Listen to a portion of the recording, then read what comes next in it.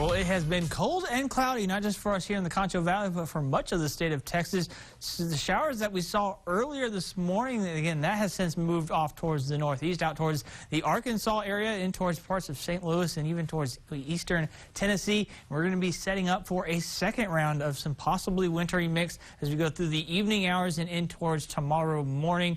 Again, mostly just been seeing that cloud coverage that has stayed with us and keeping our temperatures much cooler as well. In fact, when we saw the temperatures dropping last night with the arrival of the cold front, again, we got down into the 20s, and then we basically just stayed there as we went to the afternoon hours.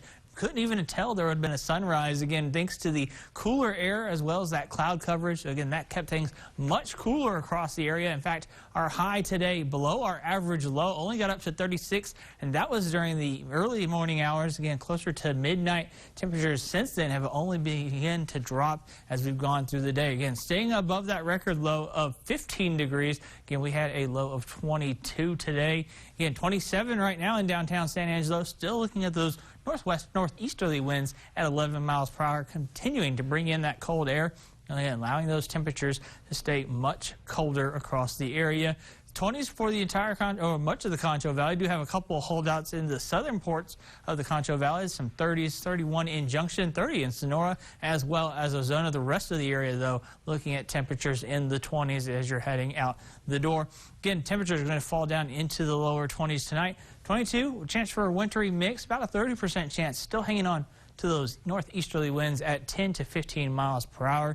And then as we go into tomorrow, during the morning hours, you'll still see the chance for some of that wintry precip. Again, sleet, freezing rain, and even some freezing drizzle. But once we get past lunchtime, though, we'll start to see temperatures warming up. Might even see the sun poke out of those clouds as well. Again, temperatures reaching into the upper 40s. The wind chills during the beginning of the night, or overnight and the beginning of your day, could be very cold. Talking about wind chill values in the teens and 20s. But again, closer to lunchtime, we start to see it warm up from the west, and that's going to progress further east as we go through the day. So again, very scattered chances for those wintry precip. Again, better for our northeastern parts of the Concho Valley. So places like Ballinger, Coleman, and even towards Brady could be watching out for the chance for some of that increased accumulation of ice. Otherwise, look for that precip to begin dropping out by Thursday. We'll see that cloud coverage return for us for both Friday as well as Saturday. Then we'll finally get a break from the clouds as we go in towards Sunday. Ice accumulation expect to be under 1/4 inch, but you still see the trend that it's going to be more likely in the eastern and northeastern parts of the Concho Valley. So we'll be watching for that as we go through the overnight hours.